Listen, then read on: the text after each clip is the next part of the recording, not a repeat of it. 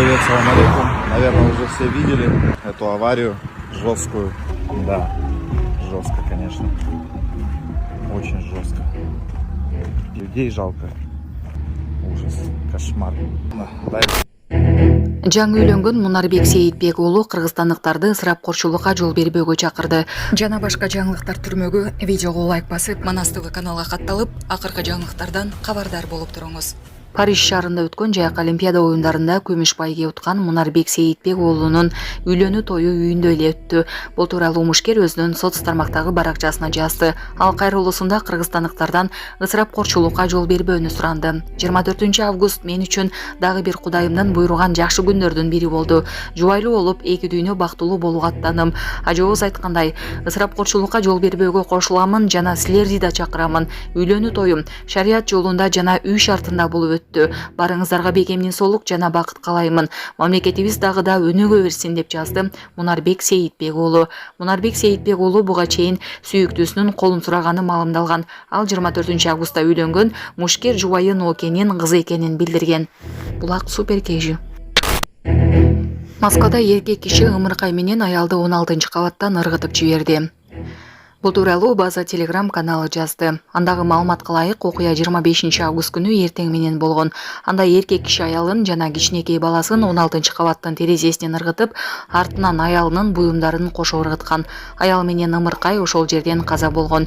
Жерине ОМОН жана ОКМ кызматкерлери келип, шектүүнү кармап байлап коюшкан. Аны тез жардам кызматы менен ооруканага алып кетишти. Бул окуяга эмне себеп болгону азырынча белгисиз.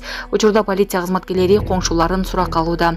Алар эртең менен кичинекей баланын ыйлаганын, андан кийин үйдөгү урушту уккандарын айтышкан. Булак супер кежи. Сонун жаңылык, сиз билген жана иченген Умбем клиникасы эми сизге дагы да болсо жакыныраак болду. Анткени бизде жаңы филиал ачылды. Андыктан келип, өзүңүздүн жана жакындарыңыздын ден соолугуна кам көрүшүңүздү сунуштайбыз.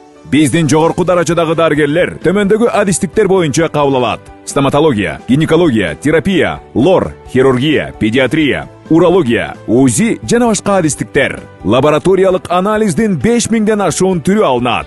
Жогорку даражадагы стерилизациялоо. Биздин дарек ВДНХ метросу, Кондратюка көчөсү 2. Телефон номерибиз 8925 103 22 55. Кабыл алууга алдын ала жазылып келүүңүздөрдү суранабыз. Умбем клиникасы. Сиздин ден соолугуңуз, биздин камкордук.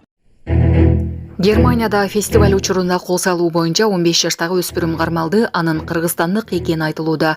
Германиянын Золинген шаарындагы фестивалда адамдарга кол салууга шектелип, 15 жаштагы өспүрүм кармалды. Анын кыргызстандык болушу мүмкүн экенин бир нече чет элдик басылмалар жазышты.